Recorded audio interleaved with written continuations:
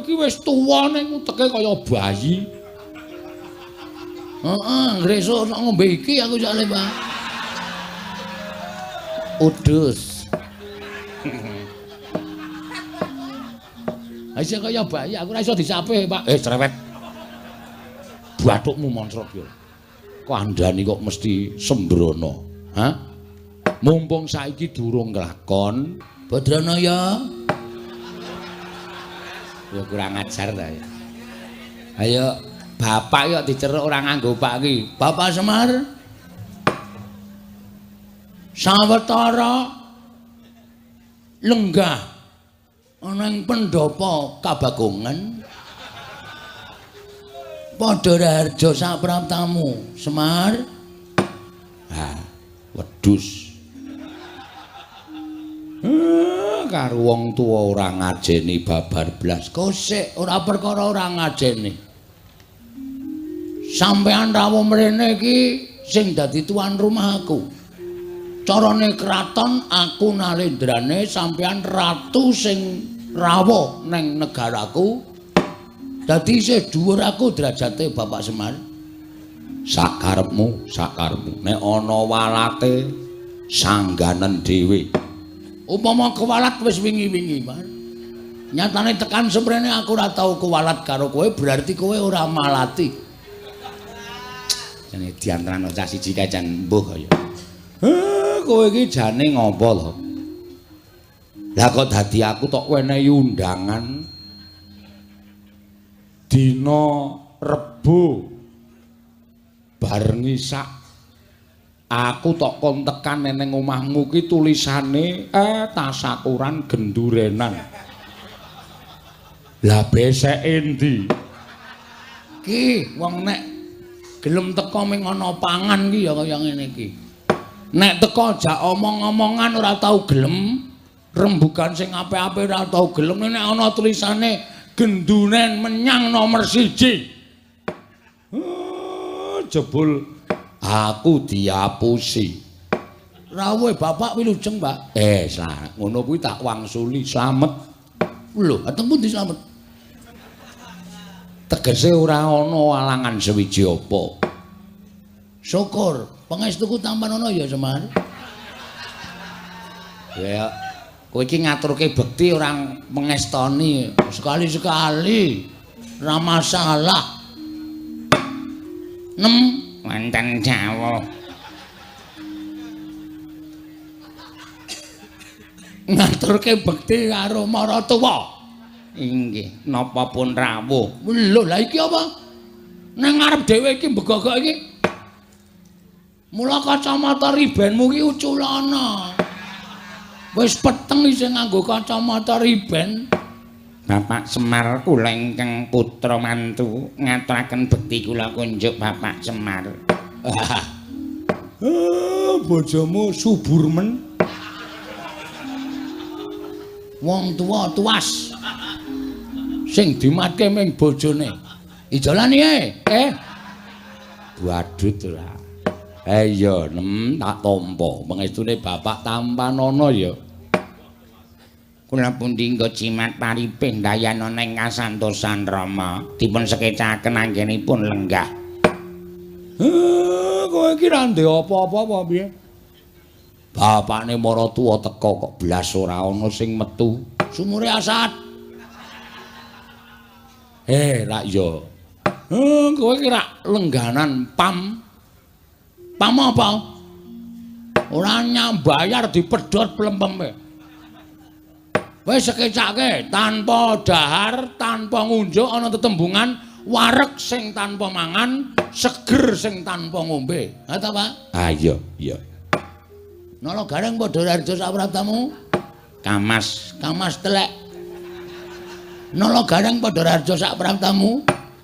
Slamet, Gong, slamet. Niring sambikala tekaku. Pangestuku tampanana ya nala gareng. Ya tak tampa wis ndak gelo atine. Petruk, selamat, Truk. Pamujimu selamat, Le. Le sapa?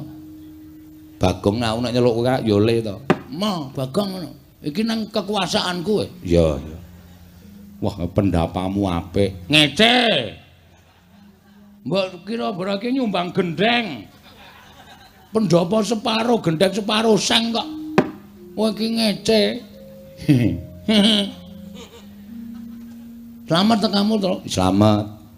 Pamujiku ya, Gong. Heeh. Nang apa, Bagong? Kok kowe kok kadingaren lagi pisanan kok jejere wis Bagong. Aja nyalake aku, Pak. Nyalake sing njaluk lakon. Dadi iki disetremeng upama aku kuwi diluputke, luput sing njaluk lakon. Iki lakon ora ana, Pak. Kudu tak karang dhewe. Ya wis ora apa-apa. Ning ya ora masalah ngono kuwi kanggo supaya pikirku dipecut piye carane iso membentuk suatu cerita. Sing bengi iki disuwuni karo panitia. Besok meneh iki nek ora ana lakone matur karo panitia. Supaya matur nek lakon iki ora ana, njaluk ganti. Wes kena dilongi bayare. Wis kudu dilakoni apa-apa ki ana tetembungan dalang ora kurang lakon. Ha iya. Andra ingkang Puspita. Kosek. Urung-urung kok wis suluk ya piye? Iki wose wigati iki dikandhake sikik terus lagi mengko Handra ingkang. Wah iya rung tau melu jejer. Iya. Bagong kowe iki jane duwe niat apa? Mengkene, Pak. Bapak wis ngerti to, tumpukan wedi nang ngarep kae. Nili ana ning jero omah, wis ana semen 3. Ngiring omah kae wis ngrumpukke kerakal aku saka kali. Iya.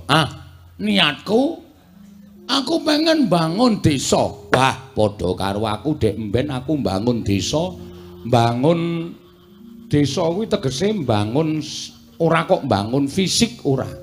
Ning batine masyarakat Karangkadempel tak bangun. Ning batine masyarakat Pringapus wis apik kabeh. Iki aku arep bangun fisik, Pak.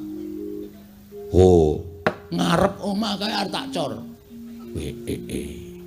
Terus pojok desa kae arep tak wenehi WC umum. Mergo kebiasaane wong nggon aku iki Pringapus iki, Pak. Nek do bebuang ki nang kalen. Monggo ora milih. Dadi siji sing marai aku ki kepengin bangun desa wis supaya bersih.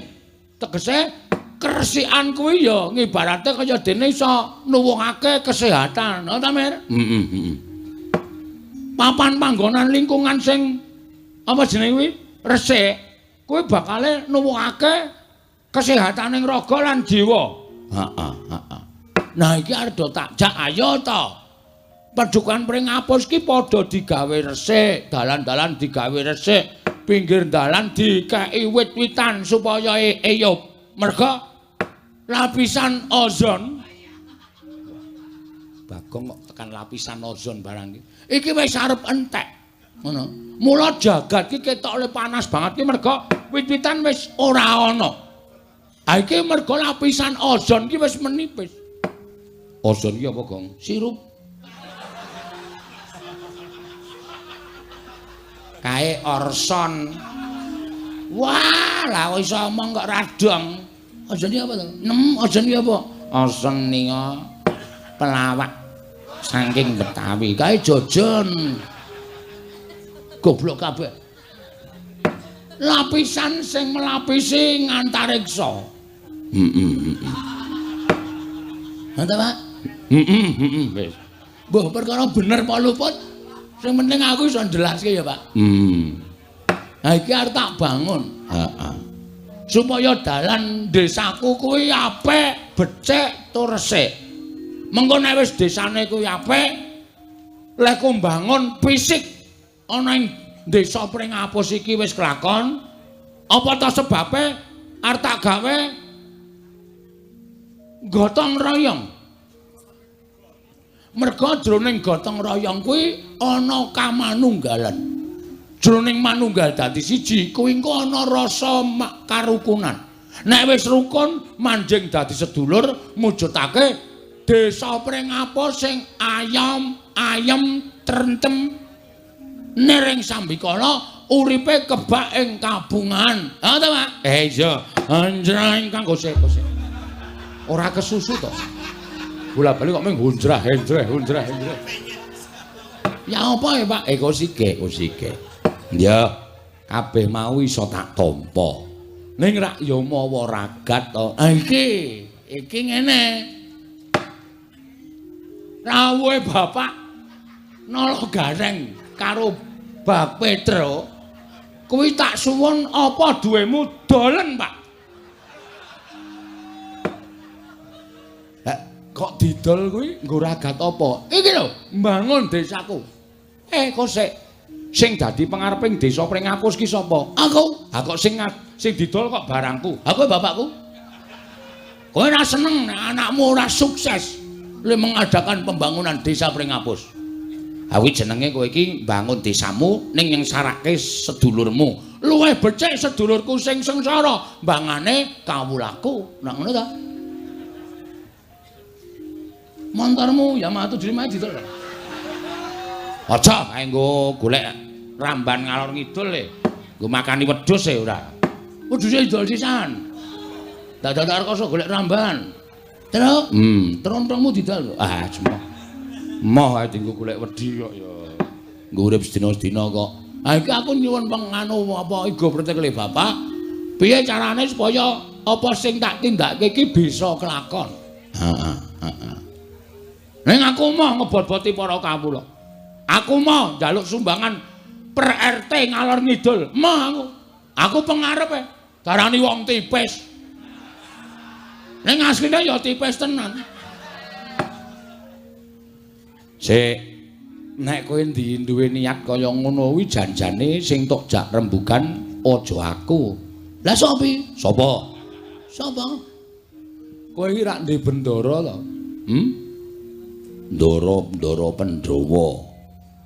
Ndara Sinuwun Darawati. Sinuwun Mandura. Pirang-pirang bendaramu nek kowe matur kanthi apik-apik. Luwih-luwih kowe nganggo soposral. Apa, Pak? Soposral. Mari jegose nel.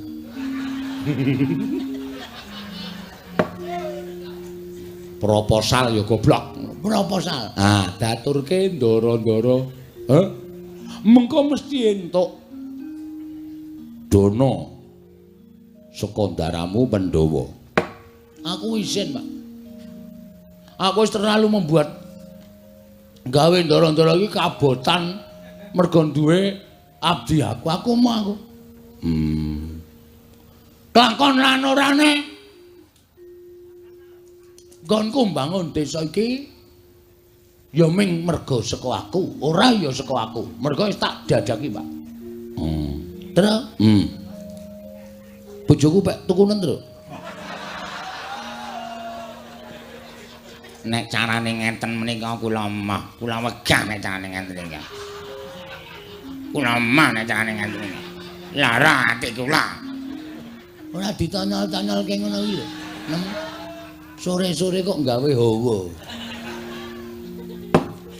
Ha terus piye? Aduh, mambeng atiku, Pak. Hendra ingkang nah iki puspitorum.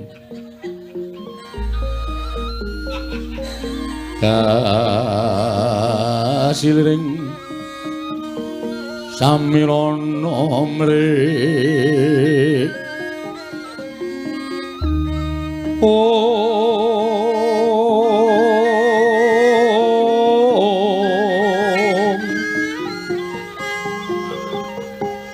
Sekar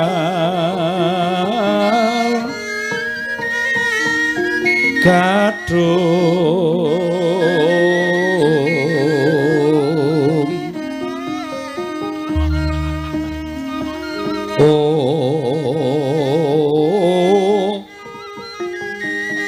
ngas kandanya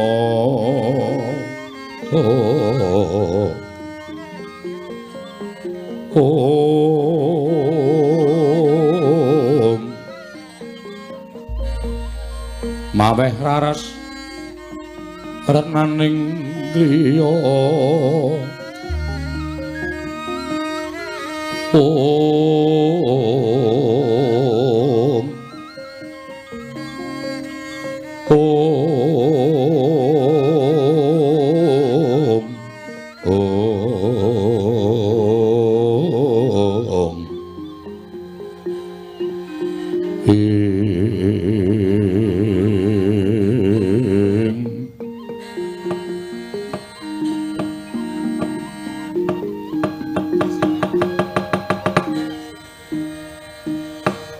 susah aku, Pak.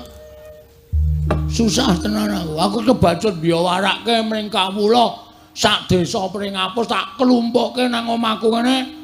Aku nyewata sistem sound system tak wara-warake. Aku kepengin gawe kesejahteraane masyarakat sarana aku mbangun Pringapus. Ning barang aku lumpukke dulur-dulurku blas ora ana sing bantu. Bapak ya ora bantu terus piye? Aku kudu golek srana nendi wis, Pak. Bayangno. Monggo aku mesti isin. Tak wangeni sok minggu ki wis wiwit gotong royong. Ngecake semen 3 kae. Wis nek semen 3 ki ngecor ki arep tekan ngendi? Wong ngecor ki paling ora semene ki ya sedia 150 sak, ngono apa piye 200 sak. Enggo tuku gundulmu ya. Malah nesu to ora diomong kok malah nesu ora. Ameng 3 ae. Oh, kuwi adol pit. Ya piye gong piye aku nek kon bantu ya ora iso wong nyatane kowe iki ya wong sekeng, aku ya wong ra duwe, bapak ki ya wong ra duwe. Apa kowe tegel? Bapak adol apa-apa supaya penjangkane anake kelakon. Tegel. Oh, lha edan.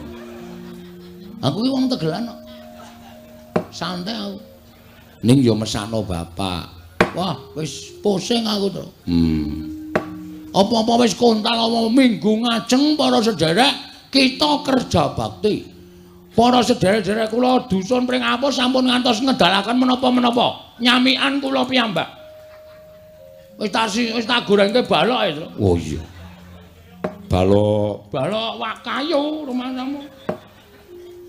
Karo tak gaweke teh tanpa gula ya sanane aning sing arep dienggo srana bangun apa coba? Heeh. Monggo mbutuhke werna-werna pojok kae wis tak kocaki, wis tak apa jenenge? Pondasi sing wis umum kuwi. Oh. Mengkari ngedekke, mengkari golek wesi. Woe. Aku iki nyolong entuk loro e.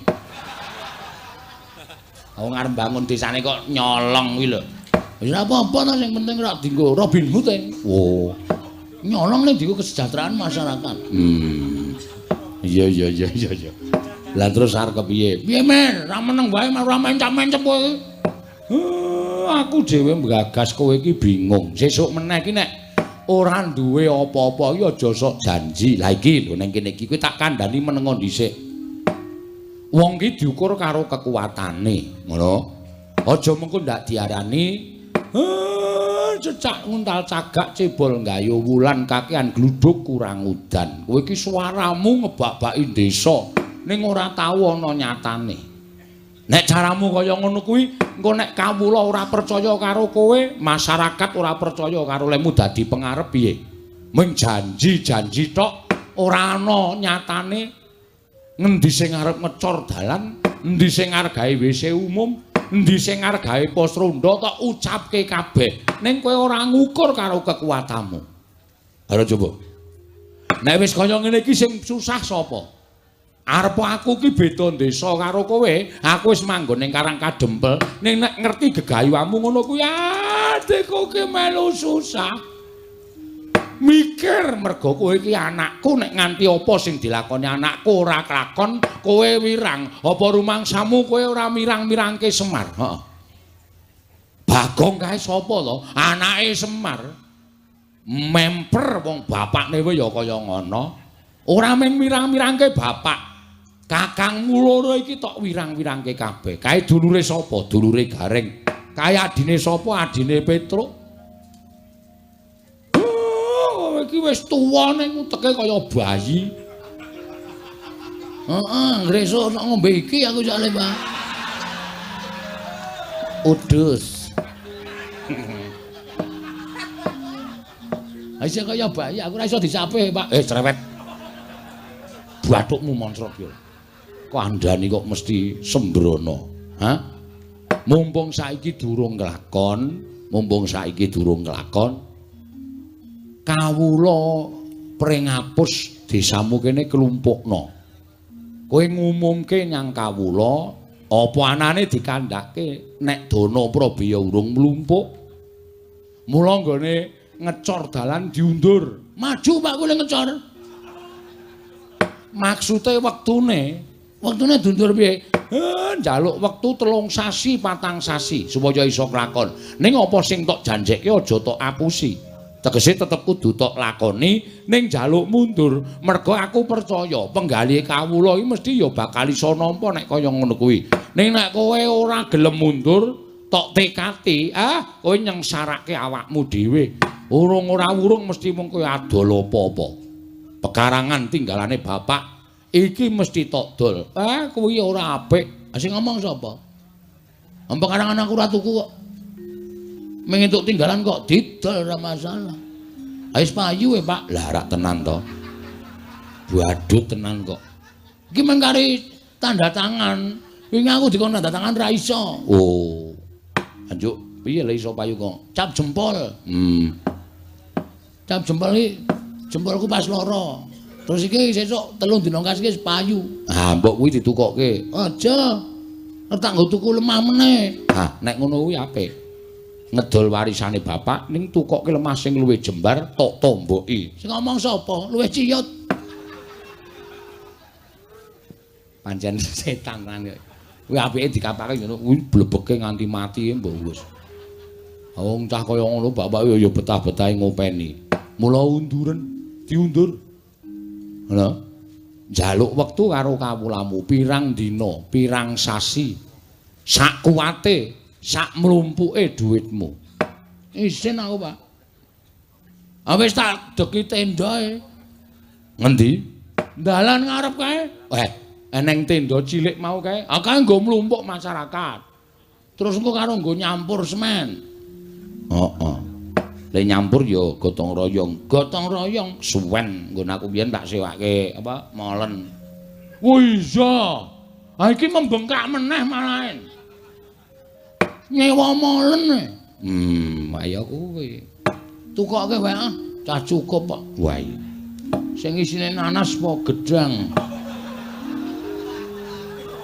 Ayo molen panganan karo molen semen.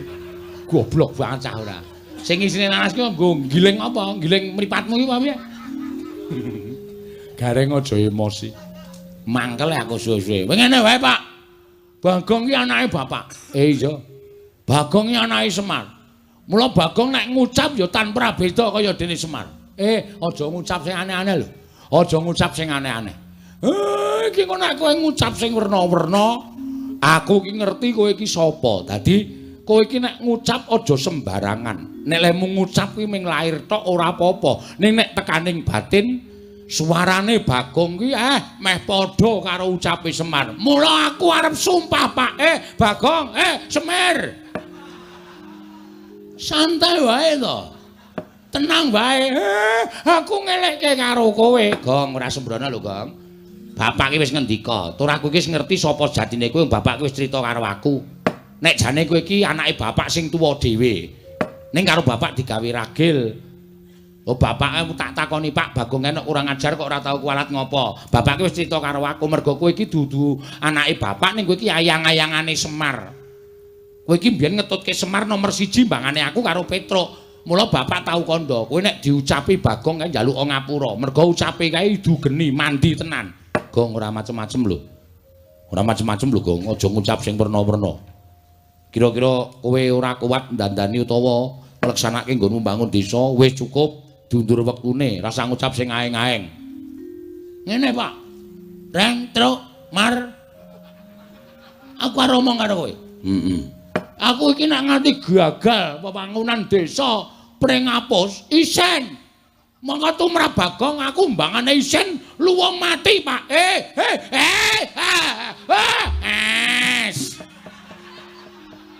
ngendika sing apik. Kowe mundur nem. Tuthuk ketel ndasmu lho. Tenan aku trima mati tenan, Pak. Yakin aku ora goroh, aku ora macem-macem. Nek nganti aku ora kelakon nggone mbangun desaku iki, ora ujar ora kaul. Najan durung ngerti dalane, aku munggah ning kayangan, aku gugat karo dewa-dewa. Bagong kok mengguwe gegayuhan kok ora kelakon ki, dewane sing ora adil, Mar.